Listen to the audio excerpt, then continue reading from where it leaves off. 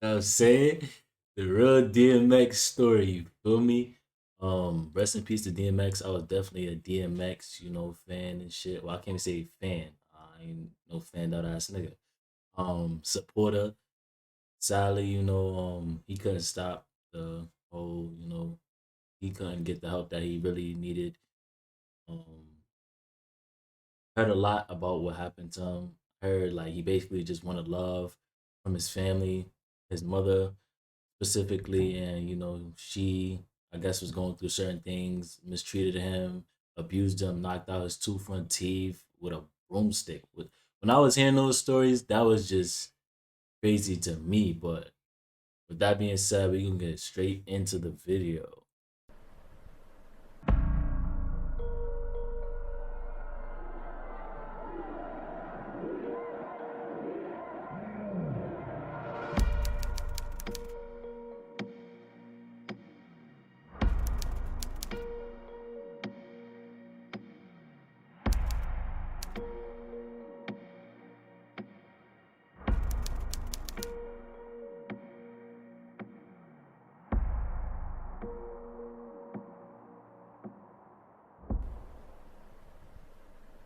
Earl Simmons was born in Mount Vernon, New York on December 18, 1970.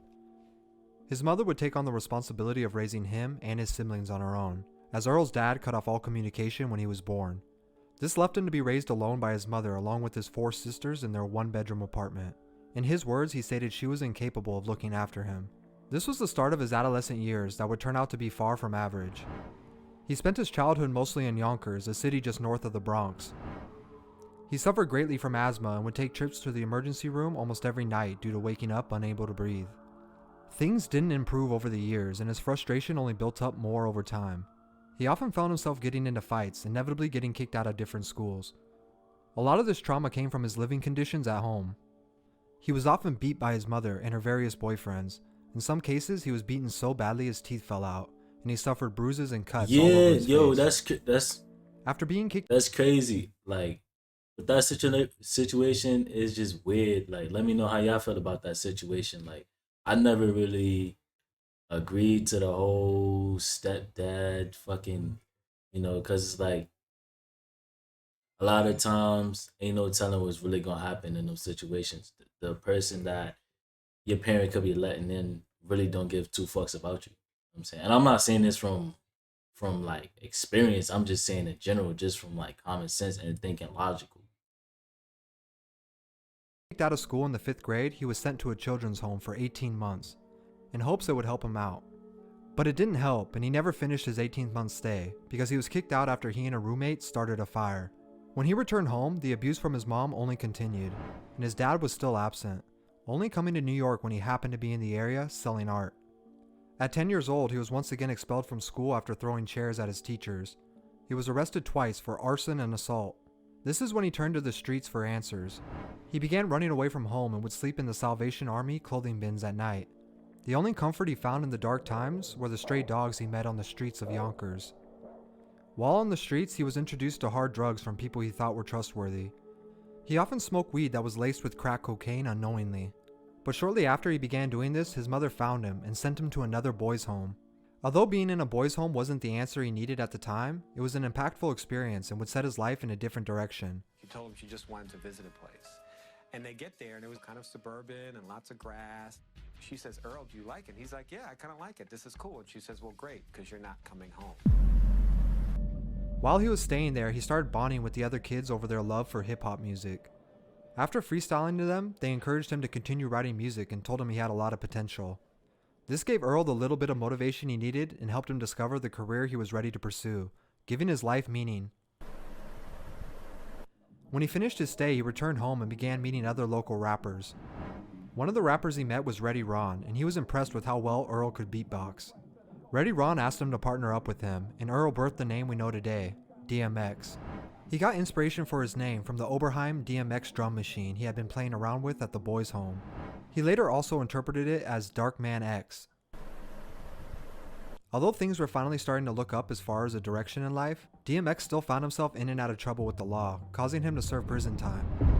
These crimes went from carjacking to stealing dogs from a junkyard. He and his cellmate managed to escape, but when he returned home, his mother forced him to turn himself in and finish the 2-year sentence.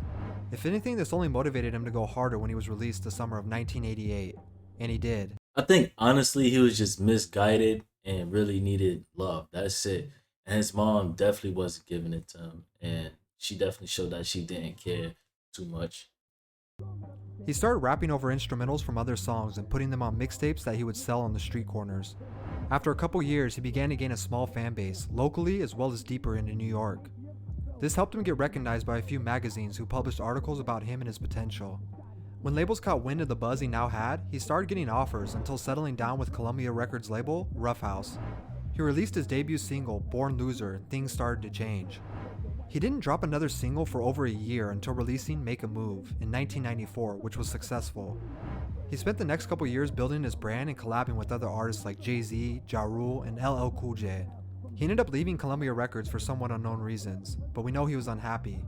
He joined forces with Def Jam, who would produce his debut album.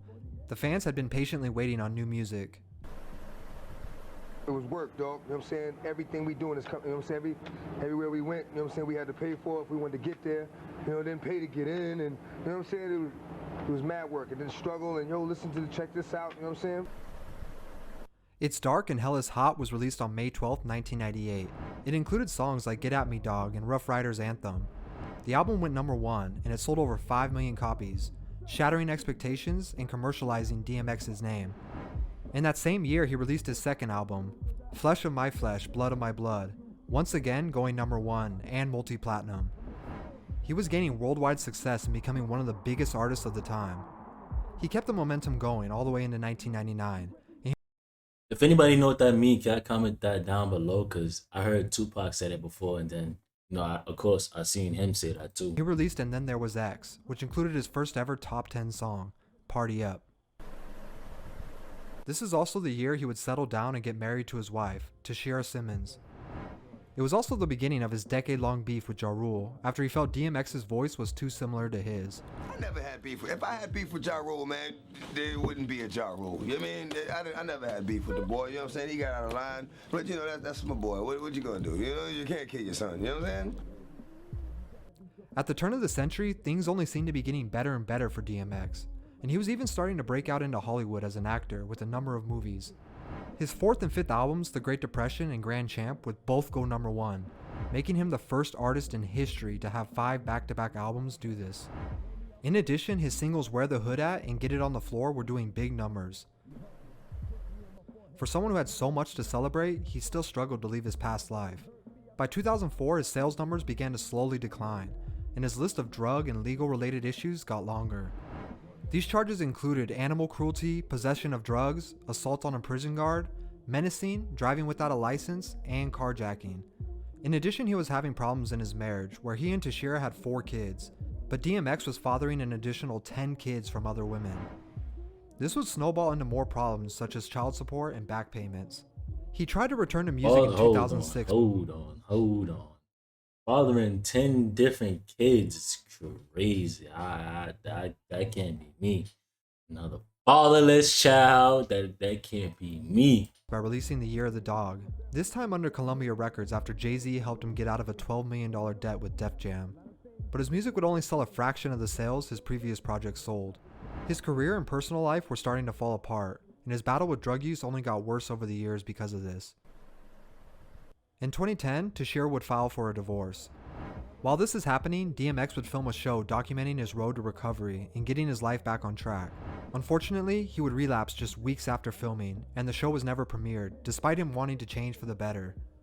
He continued to release music under various labels throughout the coming years, but he was struggling to win over a new generation of listeners who may not have known about his history. He continued to strive for a healthier life and began working on his 8th studio album. He also went on a world tour in Bulgaria and Serbia. Redemption of the Beast was released on January 13, 2015, and it was his last album released to date. In 2016, DMX and his girlfriend gave birth to his 15th child. Today's the 6th-day rapper. Damn, hold on. God damn, 15 kids. 15 kids. What am I dead? That's wacky. I thought Nick Cannon having 12, a young boy having like 10 is crazy. Having 15 kids is crazy. I know that nigga was on child support too. I know he was stressed the hell out. Definitely. Life support at White Plains Hospital. He's in grave condition since reportedly suffering a heart attack and drug overdose last Friday. On Saturday, April 3rd, it was made public that DMX had overdosed in his New York home, which triggered a heart attack. He suffered brain and lung failure, with no brain activity for 6 days before passing away on April 9, 2021. He was only 50 years old. Despite having a traumatic upbringing, DMX managed to make a way for himself and write an impactful chapter in the hip-hop history books. With decades of art and stories told, his legacy will live on with his music.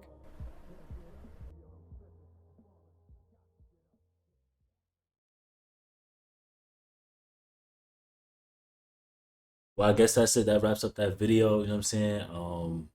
Definitely rest in peace to DMX. I really think his only downfall was, the drug use, and because he definitely had love. He definitely had love. Like, a lot of people respect him and definitely had love. But that's gonna wrap up this video. I would continue recording and just go crazy today, but too noisy is too, you know what I'm saying, it's really irritating me. But I appreciate the love, and if you really understood, you know. So with that being said, once again, love is love, and I'm gonna catch y'all in the next video.